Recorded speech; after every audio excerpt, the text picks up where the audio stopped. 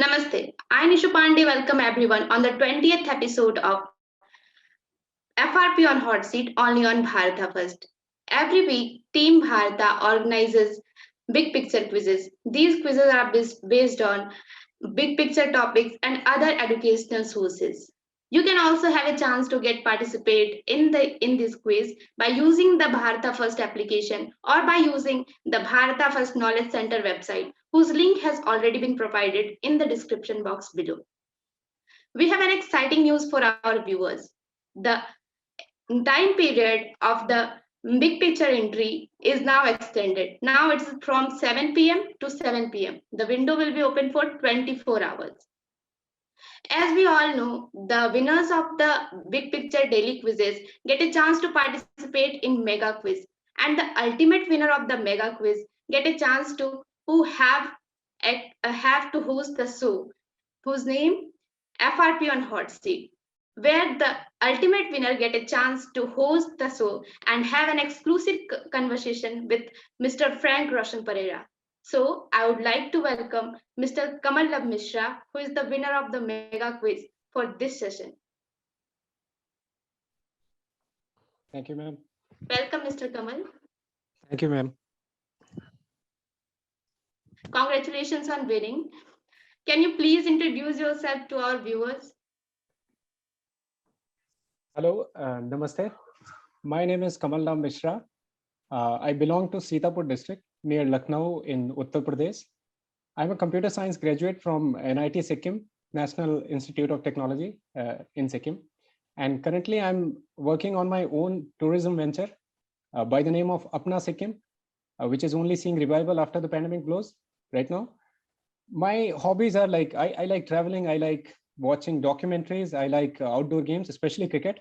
And at the same time, I like to be informed about the national and international affairs. And Bharata First videos and big picture videos come to rescue when somebody wants clarity, and they're having huge information. So a big vote of thanks to the entire team for their efforts.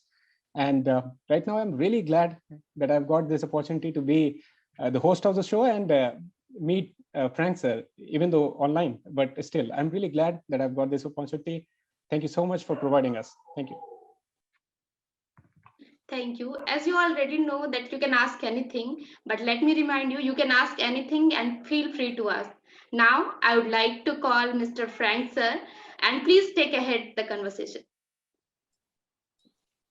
Thank you. Thank you, Nishu. Namaste. Namaste, Kamal. Pranam sir. Namaste. Namaskaram. Very happy to have you here.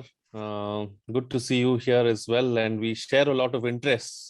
Travel is one of them for sure. Cricket is another interest that we have in common.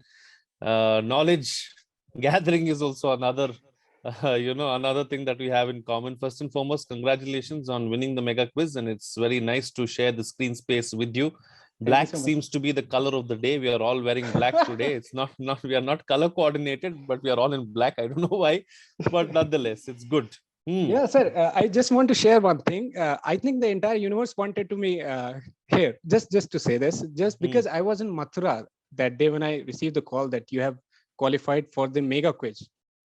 I was in Mathura, and I had the next day this mega quiz event.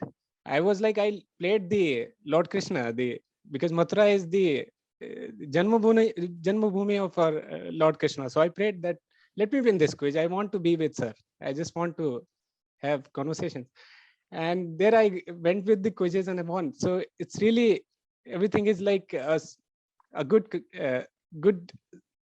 chance for me to have this conversation. I'm really happy that I'm having this opportunity. Thank you so much for providing this opportunity for students and for persons who are willing to gain knowledge on the platform to actually interact with you, because we get a lot of information on videos, but when we get the opportunity to interact with you, it really boosts so much. I mean, it's indescribable in words. I mean, I'm really happy. Thank you. I'm very happy to hear that. And yeah, you're right. I mean, if Lord Krishna wills, there is no power in this universe that can stop it from happening. Well, Arjuna also could not go against his wishes. He had to eventually be spoken into by what Lord Krishna had said. So there is no power in this world that can stop anything that Lord Krishna wants to happen. So here we are. So wonderful, lovely to hear that, and lovely to start off on that note as well. So wonderful, great, good, Kamal. I'm very happy to have you here. Congratulations once again, and the floor is all yours. Please go ahead. Okay, sir. So I'd like to start with my first question. It is related to Indian diplomacy only. So this is regarding your stint at Rajya Sabha TV. So my question is, you have had a close look at Indian foreign policy taking shape. So my question is, which time or the couple of years you think were the best for the Indian diplomacy during your official time at Rajya Sabha TV? Well, Indian diplomacy and Indian diplomats, are extremely good at what they do. And I've had the chance of closely interacting with several of them who have been serving as well as retired and who have served at the highest level. And it would be wrong for me to pick, and choose between a time and say, this was a good time or that was a bad time. But as a whole, if I can say, and if I can talk about our Indian diplomats, the way they go about doing their job, both within the country, because, the moment we start talking about Indian diplomacy, the first thing that we think about is India's diplomats who are abroad. But there is so much of work that happens within India as well, especially at the joint secretary level. Each one of these joint secretaries are in charge of divisions. And there is so much information, there is so much that happens within these divisions. That information has to be deciphered, that information has to be looked at very closely. And in diplomacy, small things matter. A word here or a sentence there can change things dramatically and drastically, especially when you're dealing with individuals around the world who have massive egos. Someone like a Trump, at a small whim or at a small fancy could change the entire nation's policies, or could change entire global organizations' policies. So, at every given point in time, diplomats have to tread a very cautious line and a cautious path. And I've seen all of them doing that, right from the undersecretary level officer to the ambassador himself. The way the work is done, the way they carry themselves, and the way they organize events, they organize visits of delegates. I've been part of several delegations that have gone around the world, Indian delegations, and I've seen how closely these events are organized, monitored, and not a single step is wrongly taken. Everything is so well organized. You can say, like, it's more like choreography. It's like a choreographed dance, but in actuality, there is no training. There is no dry run that happens. But they are so good at what they do that it automatically just falls in place. And the protocols are all followed. Diplomacy is all about protocols. Who sits where, who goes first, who shakes whose hand, who's going to be sitting on the right side of the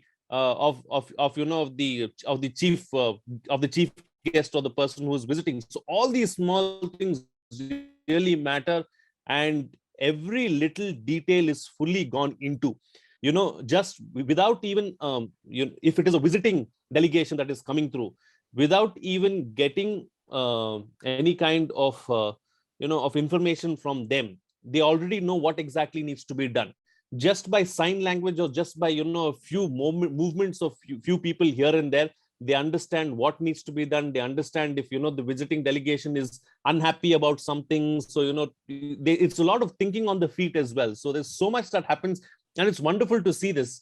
And thankfully for the place where I was at, I had unhindered access to any of these events and any of these gatherings. So I could see all of this happening from close quarters. And even for the Indian diplomats and the other officials who are actually present there, understanding and knowing that I'm part of an organization like Rajya Sabha TV, they too could breathe easy and know that they are not being watched or scrutinized each time. So they could just go about doing their work, even having me around there, looking at me as someone who's part of the team or part of the organization itself. So that was also very wonderful and lovely to see. Yes. So that's how it is. So I don't really want to pick and choose a time or pick and choose anything, because I've seen each and every one of them work so hard and do everything for our country and ensure that all these aspects fall into place. So it is wrong for me to pick a time or pick pick a place. Sure. But I'd like to ask a follow-up question. Actually, it is my second question also in the list, and it follows up from what you have actually told me in the first part of your answer. So the question is like, you'd have a ton of knowledge. You'd have shared a lot of memories. You, like you said, you watched the drama or the choreography happening from the close quarters. So can you share any of your favorite memory? It might be funny, it might be very interesting for the viewers to know, for us, for me to know. Just I wanted to know how one incident can be, how can something like be so interesting? And because the world at large, the Indian population at large does not know how the foreign policy is being shaped in real life instances. So can you just share any one instance? There are quite a few, but one that I would like to share was from 2015. That was Prime Minister Narendra Modi's first visit as Prime Minister to China. And he was visiting Xi'an, Beijing, and Shanghai. And I think there was a visit to Mongolia and another country also attached with it. But I was part of the China leg of the tour. And Xi'an is the province of Xi Jinping. So that's why that was important. And that's why we went there as well. And I was part of the team that went ahead of the Prime Minister. And for that particular visit, especially to Beijing, I didn't accompany, I wasn't part of the delegation that went with the Prime Minister. I was part of the advance team that went there. So we reached Beijing, we got there, and we went through the protocols. We did everything. It was all smooth. We took out our equipment. We tried to use the equipment there. None of it worked.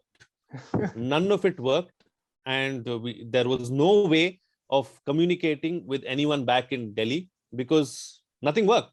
Only the phones worked, so there was no way to send back the feed.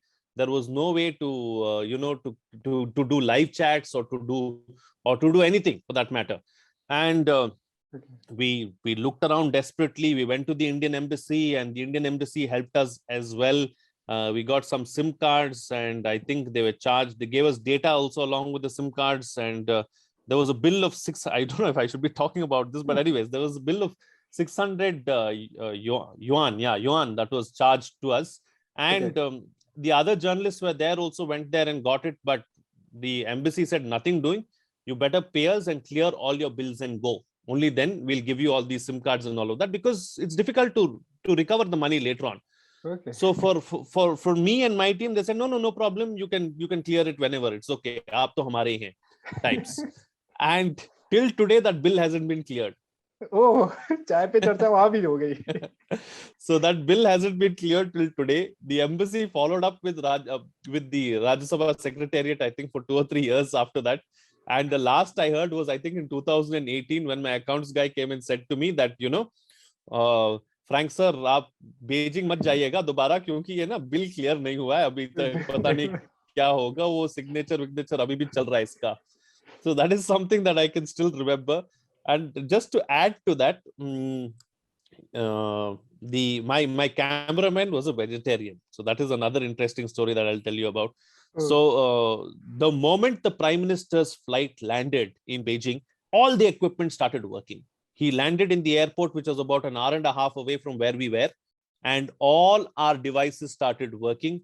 The moment the flight took off, again, everything stopped. So it was accident. It was like they deliberate. It was deliberate. That was the level of of technology that they have, and that is the level of technology tracking that they do.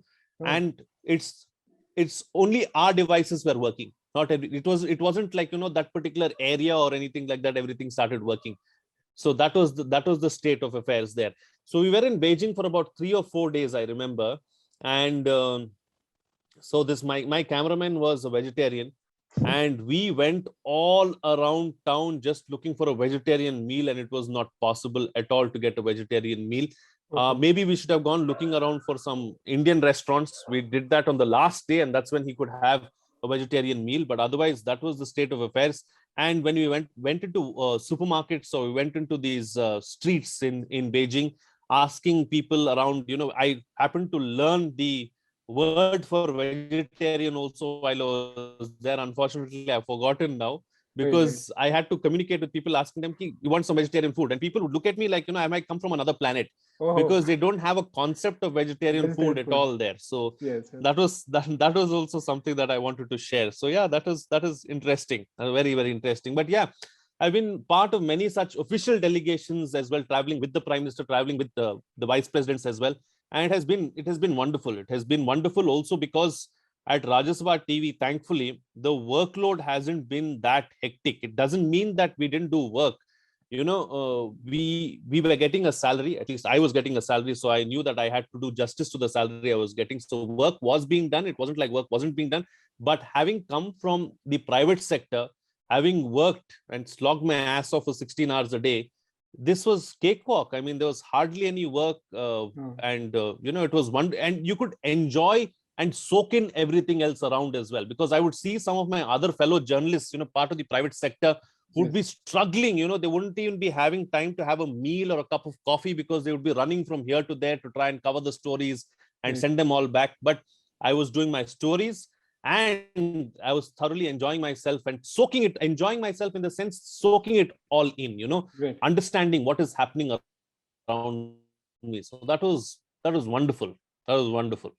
I think it's a big take for us, because all of us get so excited by the big bills that private organizations pay us. Like the salaries are huge in private organizations, but the negative part, like you described, how people suffer, like they don't have time to take a cup of coffee or have a private chat or just get the grasp of things happening around them. So it's a good take. Thank you so much for sharing this story. You're most welcome. Yeah, so my third question is related to social issues. I am troubled by whatever news stories come, especially the news stories which are related to the deprived people, weaker sections, women, old age people. So I have this concern and I wanted your views on it. So family values are degrading nowadays. Like old parents are left for themselves in old age homes by their sons. They are living sons. They are enjoying their family, but they leave them. The times of grandfather telling a story to grandson seems to go in past, the custom we used to have in daily practice in get-together homes. How do you see the changing cultural ethos of Indian society nowadays? My first part of the question is, what pains you the most about the ongoing degradation? And the second part is, what inspires you the most of the resilience that will come from Indian society? So let me answer the second part first. Over the last 7-8 months, ever since I started Bharata First, I didn't really think that, the youngsters or the youth would be interested in Bharata's culture. But, it's been an eye-opener ever since I started Bharata First. There are so many youngsters, there are so many youth who want to be rooted to Bharata. There are so many young, the youth of the country want to know about their glorious past, want to know about what their grandfathers went through, want to know about where we come from, who we are. Unless we understand this aspect of where we come from and who we are not going to progress. For us, thankfully, we don't need to look forward. We need to look at our past. We need to look at history, because India has been a land of greater knowledge and greater learning. And this is something that has been documented, and we have that proof by our rishis and our rishikas. It's not something that has come out newly. We are all talking about Bharata being a civilizational state. I say we are a culture state. We are not a civilizational state, because our culture is older than even civilization. There's difference between civilization and culture, right? Absolutely. There is a massive difference, because see, our civilization is still dated, and it can go back to the Indus Valley civilization, or maybe Sinoli, or maybe Kiladi in Tamil Nadu, or any of those aspects. And even if you go back to the earliest find, it will be a maximum of 5,000 years. Yes. But our culture is timeless. Yes. It's easily over 50,000 years old. I mean, you can say it's over 50,000 years old, because why don't you believe our scriptures? Our scriptures are all there. They're all in front of us. It's for us to understand what is the significance of the Mahabharata, what is the significance of the Ramayana. It's not mythology. It's part of our Itihasa. The Vedas are so beautiful. It's all documented. So why do we need to focus on us being a civilizational state? I don't say that we should put that aside completely. Let us focus on us being a civilization state as well, because even when you look at Bharata as a civilization state, we are still number one. Yes. Right. So let us take on the West and all the other theories with the AMT and the AIT and all these other theories that are floating around that the Britishers made so popular. Let us tackle all these as well, with Bharata being a civilization state. But let's not stop there. Let's go beyond. If we understand that we are a culture state, if we understand the greatness of Bharatiyas and what we've been able to do in the past, Rajendra Chola, Raja Rajendra Chola, or Krishna Deva Raya, or any one of these, at the age of 16, 14, 18, how much they have achieved. Yes. And, the kind of things that they have done. If we understand, say, I don't blame the people for this, because they have been brainwashed over the last 300, 400, 500 years. I blame the present system post 1947. What have we done? What have we done to change this? Even right now, we are not doing too much to change this. Where are we taught about our glorious past? If you look at the Vijayanagara Empire, it is merely but a few pages in our textbooks. There is nothing beyond that. So how will you understand our greatness unless you actually know about what they have done and how they contributed to us? That is what we need to focus on. So it is not right for us to squarely blame people who are running behind money, or people who are so busy with work and everything else right now, because that is what they believe is success at the moment. They are not being told, they are not being taught about what real success is, what being a real Bharatiya or being a Sanatani is. That's something that has not been taught to us at all. The day we do that, the day we understand this, the better society we will be and the better Bharatiyas we will be. Because like I said earlier as well, we don't have to look forward, we need to look back. And the answers are all there. We need to take those answers forward and everything else falls into place. Perfect. It is true. Well said. Yeah, really, it's all there. We have to just change our attitude, and we have to just change. It's like reverse policy that we have done in other areas. We have to reversal of the policy shall happen in education as well. I think the government is making some efforts. The proof is, the proof of the pudding is in its eating. So I don't know. On paper, it looks great, but all our policies and our schemes are fantastic. They've always been good. We have not come out with a single bad policy. Implementation is the key. As long as we implement it, let's see how it goes. But we are looking at a time frame of what? 15, 20 years. Why not immediately? And well said, perfectly said. The policy implementation is the key, and that has remained the key. And wherever we have done that, we have appreciated, and we have reaped the good results of the policy. And there are many examples in Indian society. The second part is like, what pains you the most? Like, which one? There are so many evils, so many social evils. Like, what pains you the most? Like, it should be really taken on a mission basis right now. It should be like that. I know this is what pains me the most. I've addressed this as well. At the moment, the thing is, okay, one thing that I've not spoken about, I'd like to speak about this as well. I'm very for the Sanatana cause. I'm very for the Bharatiya cause and all of that. But also, being a Sanatani and being a Bharatiya also means taking everyone else along. Unfortunately, both these words, which are very important, have become tabooed or bad words. Bhakti and Sanatana and secularism, secular and bhakti. What is bhakti? Bhakti is divine. Bhakti is unparalleled, unmatched, but you've made it a gali. Bhakti is a gali. The same thing has happened with secular as well. Sanatana Dharma talks plainly about taking everyone along, and there is nothing religious about it. It is all about a way of life. It's about culture. What is culture again is another question that you'd like to ask. And I'd like to answer this as well. Yes, yes. Culture is nothing but everything that is available in nature, which humans have bettered. Agriculture, fishiculture, sericulture, horticulture. It's all available. It's all a gift of the gods.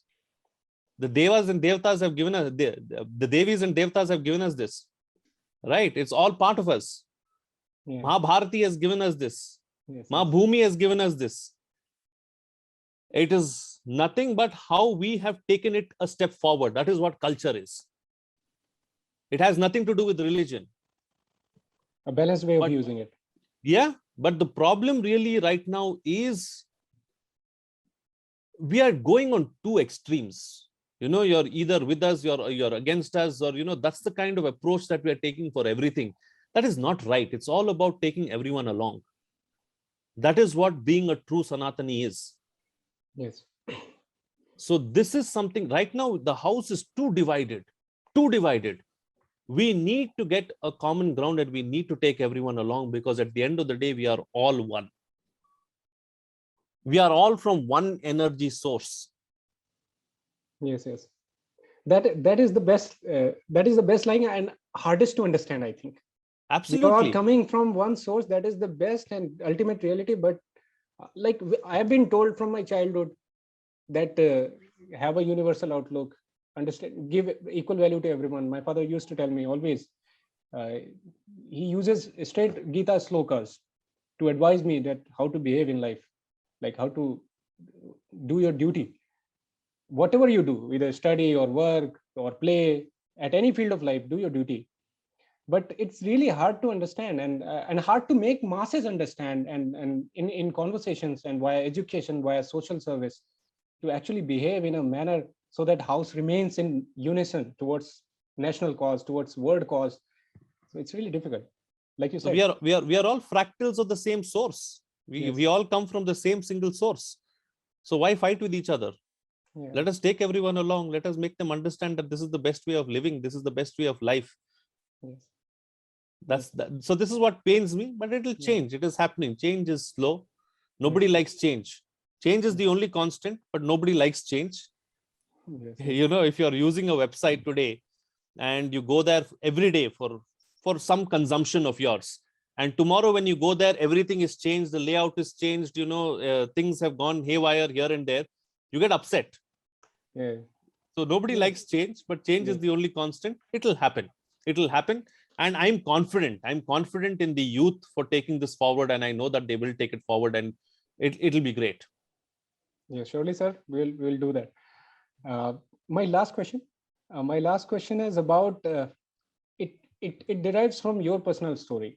Like, you have been in public service sort of since so long, and so you would be getting so many different types of views. So how you perform how you take the balanced view while navigating the waters efficiently, and what are the core principles you judge an issue so that you derive truth out of it? What remains your approach at handling such diverse issues on a daily basis? Because Bharata First has also the responsibility, and you are doing so well. This platform is actually the sort of like guiding light. If somebody wants truth, or whether it's related to culture or any political issue or a news related item or international issue, it's doing wonderfully well for us. We are getting his knowledge for competitive exams and all sorts of things, and becoming good Bharatiyas, like the main purpose of this your initiative is. So how you navigate those waters of different opinions and get a clear, crisp view? How do you do that? It's very simple. It's very simple. I've been doing this for a while now, so I don't have to prove anything. That is one. Secondly, I'm very assured and I'm very secure from where I come from. So there is nothing that can shake that. Okay. Thirdly, everybody, especially every Bharatiya has a very strong viewpoint either for or against something. So don't be opinionated. The only time that I'm opinionated is when I do this show or when I do this thing called FRP Explains. And there it is very categorically mentioned in the description that these are my views and my opinions. And if you are interested, please listen. If not, please don't listen. But these are strictly my views. Yes. So when it comes to shows like Big Picture, when it comes to Frank Talk or many of these other shows that I do, I ensure that I don't put myself in it. I'm just taking on the role of a facilitator. Yes. My views are to myself, and also I follow principles. As a journalist, that is what you're supposed to do. You have to keep your views out. You have to show all sides of the story and let the viewer decide what he or she wants to take away from that. It's as simple as that. It's not rocket science. I'm telling you, the moment you say that this is not about you, the moment you say that this is not about you, it becomes so much more easier. The moment you want to make it about you, the moment you want to make it about, this show is mine, this is what I want to do, this is, I want to show others that this is how much I know, then it becomes a problem, because then you get into a boxing match with the others that you have around you, and then they too want to show that they know more than you. So then it becomes challenging and it becomes a problem. So if you give everyone a clear say and give everybody a chance to express themselves, and you just act as that facilitator, you should be the person who connects the dots. That's all you need to do. Yeah. Okay. That's all you need to do. Everything else falls into place. So there is no rocket science to this. There isn't anything spectacular that I'm doing or anything like that. It's just that I'm letting people do what they should do. And I am doing what I should do. That is playing the role of a facilitator and nothing more than that. Yeah. Truly humbled. Very humbling words. I mean, no one could have described in better words. I'm really glad that you answered these questions. I've gained so much wisdom out of them, and I'll continue to gain wisdom from everything that you do. Recently, I saw a video regarding the cultural videos. Like, you are going to be on a journey for cultural revival, and explain us what was the true glory of the Indian rulers, especially from Central India. So no, I'm really glad. I'm starting with the Vijayanagara Empire, because it is something that is very close to my heart. But it's not just going to be limited to the southern states or central India. I'm going to go across the country. There are going to be many seasons, hopefully. It depends on people like you to take it forward. The more you spread the word, the more you let people know about what we are doing, the better it is for us. So the more people view it, the more people watch it, then maybe we'll have many more seasons, and maybe we'll have endless seasons. There is so much that we have to cover and to look at here in Bharata. So, it will never stop. It will never stop. So I'm starting with the Vijayanagara Empire, but I'm going to move on to other grand Indic empires as well. So this is just season 1, where I'll be focusing on the southern and central Indian empire. Yes, sir. Thank you so much, sir. I'm Thank really you, glad. Kamal. The entire day I was in I was jumping on my seat, like I'll have a conversation in the evening by sir. And I want to end this conversation on a really 2 lines in Hindi, if you allow me, sir. Please do. Please do. Yeah. So it's just my take on life. And I think I've got this inspiration from you. I'll say, मैंने समुंदर से सीखा है जीने का सलीका, मैंने समुंदर से सीखा है जीने का सलीका, चुपचाप से बहना और अपनी मौज में रहना. I think we youngsters can follow this. Wonderful. It's so meaningful, and it means so much. And thank you for ending it on such a wonderful and a positive note. Kamal, I wish you the very best. You're a bright young man going to take on the world. It's not very easy to start your own tourism venture and so many other things that you're doing. I wish you the very best, and I wish you all the very luck, and my blessings and best wishes will always be with you. Thank you, sir. Take care. Thank you so much, sir. Pranam. And I wish I could meet you in person, and I'll really wish that I'll meet you in person. Thank you so much. It will happen. I'm sure it will happen. We'll make it happen. Sir. Krishna will make it happen. Lord Krishna. Thank you, sir. So this was a very nice conversation and a great conversation. Thank you, Mr. Kamal, for these questions. And I extend a huge thanks to Mr. Frank, sir, for having his valuable time and insights. Thank you. Now, if you are someone who wants to be a part of this show, you can join by using the Bharata First application and keep participating in the Bharata First quizzes. So, if you want to be a part of the show, you can keep participating on big picture quizzes in Bharata First application or by using Bharata First Knowledge Center website, whose link has already been provided in the description box below. So now we end the session here. Please keep participating. Till then, thank you. Namaste. Make Bharata great again.